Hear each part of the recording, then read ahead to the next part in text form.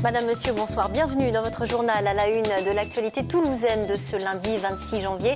La réaction des politiques et de la communauté grecque à Toulouse après la victoire de Syriza, le parti radical de gauche qui a remporté hier très nettement les législatives en Grèce. Début aujourd'hui du procès du meurtrier présumé de Samir Chorif abattu en plein jour en novembre 2011 dans le quartier de la Reinerie. Enfin, nous vous ferons découvrir le nouveau visage de l'église Notre-Dame des Grâces entièrement restaurée. Mais tout d'abord, et à l'inverse du Racing, de Clermont ou de Toulon, le Stade toulousain n'est pas parvenu à se qualifier pour les quarts de finale de Coupe d'Europe ce week-end, malgré 2 essais inscrits par Poitrenaud puis Toby Flood sur 2 contres opportunistes. Eh bien, ce sont les Montpelliérains qui se sont finalement imposés à l'occasion de la 6e journée de Coupe d'Europe. Une défaite d'un petit point, 27-26, et qui plonge les Rouges et Noirs dans une grande frustration. Les Toulousains détenteurs du record de titres européens, 4, je vous le rappelle, ne s'étaient pas non plus qualifiés en 2012-2013, éliminés sans gloire. Les joueurs de Guinoves n'ont plus que le top 14 comme objectif. Ce matin, à Ernest Vallon, le moral était un peu dans les chaussettes. Écoutez ces réactions recueillies par Romain Puel. Triste, déçu, et c'est sûr qu'on a envie de rebondir après cet échec. Bon, on a bien vu que sur ces 2 derniers matchs, je pense qu'on n'avait pas notre place. On n'a pas réussi à gagner chez nous et à rebondir à Montpellier. Donc voilà, aujourd'hui on n'a que le top 14, donc on va se battre pour réussir quelque chose de bien. C'est un gros coup sur la tête sportif, c'est-à-dire une qualification qui nous tendait la main il y a 15 jours et qui nous échappe d'un point, je crois, au golavérage particulier sur le dernier match, qu'on perd à l'extérieur d'un point. Et on n'est pas qualifié. Alors c'est vrai que les efforts consentis et les espoirs surtout, compte tenu dans cette compétition où nous étions bien placés, font qu'on est extrêmement déçus ce matin. Et du côté des Violets, ça n'est guère plus réjouissant. Le TFC s'incline contre Évian-Thonon-Gaillard 1-0. Au classement, ça se complique. Les Toulousains sont désormais 17e à 1 point de la zone de relégation. Résumé de la rencontre signé Samuel Prieur. Un but encaissé dès la 3e minute de jeu. Cueilli à froid par Évian-Thonon-Gaillard, le Toulouse Football Club n'est ensuite jamais parvenu à revenir au score. Cette occasion de Braithwaite à la 38e minute de jeu restera comme le gros regret des hommes d'Alain Casanova. Battu 1-0 par un concurrent direct, un constat s'impose. La 17e place au classement traduit parfaitement les mauvais résultats enregistrés depuis le début de la saison par le TFC. Les Violets viennent d'enchaîner une 12e défaite en 22 journées. Ils reculent lentement mais sûrement vers la zone rouge. Caen, Lens et Metz occupent les 3 dernières places, mais le TFC semble en perdition. D'ailleurs, les supporters préfèrent en rire sur les réseaux sociaux. Descente en Ligue 2, mauvaise qualité de jeu, rien n'est laissé de côté. Le TFC inquiète et devra lutter pour se sortir de cette mauvaise passe. Allez, on ouvre une page politique et c'est donc une large victoire que le parti anti-austérité Syriza a obtenue hier en Grèce. Alexis Tsipras, son leader, fraîchement nommé Premier ministre, a donc les mains libres pour renégocier la dette grecque en portant au pouvoir le parti de la gauche radicale. Eh bien, les Grecs ont exprimé hier toute leur exaspération, mais aussi beaucoup d'espoir. L'annonce de la victoire de Syriza a fait réagir les différents dirigeants politiques internationaux. Tour d'horizon à Toulouse avec Benjamin Bonte. La communauté grecque de Toulouse a suivi avec intérêt l'élection historique de Syriza, un changement politique qui ouvre une nouvelle ère pour le pays. Une victoire donc c'est chemin naturel des Grecs, puisqu'ils ont subi les conséquences d'une politique d'austérité qui non seulement était injuste socialement, elle était improductive aussi économiquement, donc c'est naturellement qu'on sait que cette politique ne donne aucun résultat, au contraire. Mais les gens en difficulté, les gens ils ont cherché de se libérer. La libération passait par ces votes, donc contre l'austérité, donc pour Syriza. À Toulouse, le succès d'Alexis Tsipras trouve un écho particulier. Chose incroyable, un professeur d'économie de l'université Toulouse-Capitole a participé à la rédaction du programme de Syriza. Sur un certain nombre de questions qui se posaient, comme par exemple, faut-il ou non sortir de la zone euro, quel plan de développement pour la Grèce, que faire de la dette, que faire des intérêts, eh bien, j'ai eu le plaisir et peut-être l'honneur aujourd'hui de les conseiller. Sortie de la Grèce de la zone euro serait un désastre pour le pays, tout simplement parce que la monnaie grecque qui serait à ce moment-là réintroduite introduite se déprécierait immédiatement de manière considérable, renchérissant le prix de toutes les importations incompressibles et provoquerait une faillite du pays. Donc il est bien évident que la Grèce ne peut que rester à l'intérieur de la zone euro. À gauche, les politiques toulousains sont plutôt satisfaits de cette victoire aux élections législatives. C'est une bonne chose que Syriza le soit.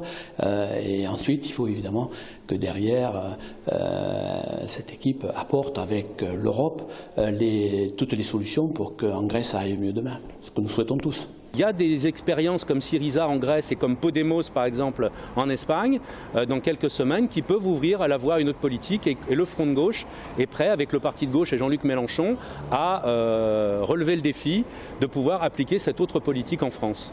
Reste à savoir si le couple franco-allemand parlera d'une même voix à la Grèce ou si les Grecs sèmeront la zizanie chez les deux leaders européens. Au chapitre emploi, une bonne nouvelle, c'est assez rare pour le souligner, Tisséo recrute. Le gestionnaire du réseau de transport en commun de l'agglomération toulousaine lance sa campagne de recrutement. Donc on recherche notamment des conducteurs ou des conductrices de bus et de tramway.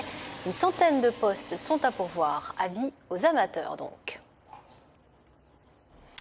C'est aujourd'hui que s'est ouvert le procès du meurtrier présumé de Samir Chorfi. En novembre 2011, l'homme était abattu à l'arme automatique en pleine rue et en plein jour dans le quartier de la Reinerie.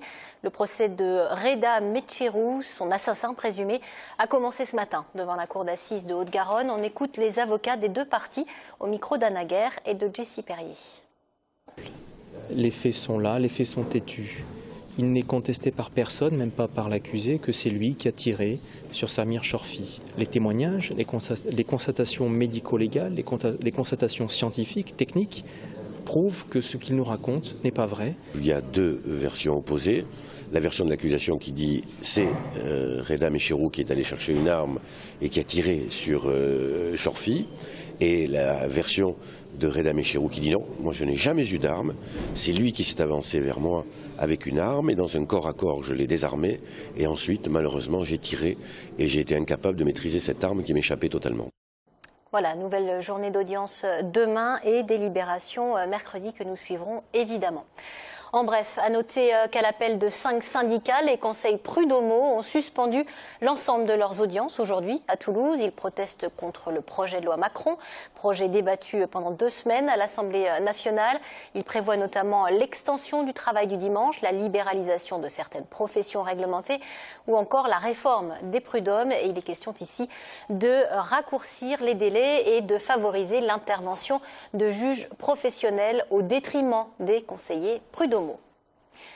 Vous ne pouvez pas la rater, elle est située en plein centre-ville, sur les allées Jean Jaurès exactement. L'église Notre-Dame-des-Grâces, désacralisée en 2011, vient d'être restaurée et c'est un promoteur immobilier qui a installé son siège social. Après 17 mois de travaux, les Toulousains peuvent désormais découvrir le nouveau visage de cet édifice. Présentation avec Pascal Solaire. C'était une église à étages qu'on ne voyait plus, construite en 1875 sur un rez-de-chaussée datant du XVIIe, une église sans unification architecturale. L'architecte chargé de la réhabilitation de Notre-Dame-des-Grâces et celui des Bâtiments de France ont pris le parti de garder la symbolique de l'église. Ici, il y a tout un tas de personnes qui m'ont interpellé par la suite en me disant mais j'ai été au catéchisme dans cette église, j'ai passé ma première communion dans cette église. Et le lieu symbolique doit rester. Et donc, quelque part, ce qu'on a voulu faire, c'était rendre hommage un peu à ce bâtiment qui est quand même assez exceptionnel. On allait faire prédominer la façade dite florentine en créant des demi-arcs florentins. Bon, il y a eu un grand débat, est-ce qu'on gardait le caractère roman ou pas, et ça a été un peu notre intervention. Au milieu des immeubles en briques des allées Jean Jaurès, sa façade de pierre et briques couleur paille attire les regards et il faut s'approcher un peu plus près, prendre le temps d'observer les chapiteaux pour découvrir une originalité.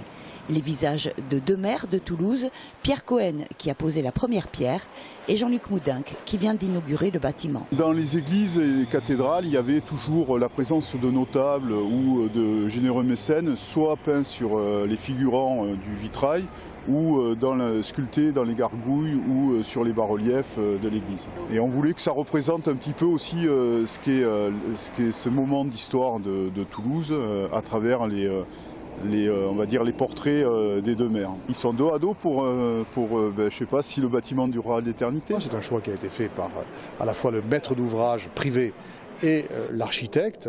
Bon, voilà, c'est quelque chose qui est inhabituel, mais c'est une vieille tradition qui remonte au Moyen-Âge, je crois, et qui était pratiquée dans les églises. Voilà. Vous savez qui est à côté de vous ?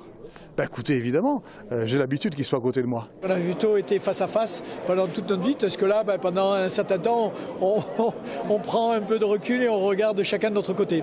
À l'origine, le bâtiment faisait 2000 mètres carrés. Aujourd'hui, il en fait 4000 et abrite 6 niveaux de bureaux. Changement de vocation pour Notre-Dame-des-Grâces, qui poursuit donc son voyage dans le temps. Allez, on termine ce journal en chaloupant du popotin, si je puis dire, avec les ex-dodos, appelez-les désormais Las Aves. Les jeunes rockers toulousains viennent de poster sur Vevo leur dernier titre, Los Angeles, extrait de leur dernier album. Alors pour ceux qui n'auraient pas suivi, les dodos se sont formés en 2004. Le groupe toulousain avait sorti 2 albums rock très remarqués, avec notamment les titres Forever I Can Purr ou le très rock Ghost. Aujourd'hui, eh bien, ils nous reviennent sous une toute autre forme. Ils ont changé de nom, appelez-les donc Las Aves, en référence sans doute à un certain type d'oiseau. La formation est désormais signée chez 5-7. On écoute Los Angeles, premier extrait de leur nouvel opus, voilà, qui devrait vous donner envie de prendre un aller simple pour la côte californienne dès la première écoute. Jugez plutôt.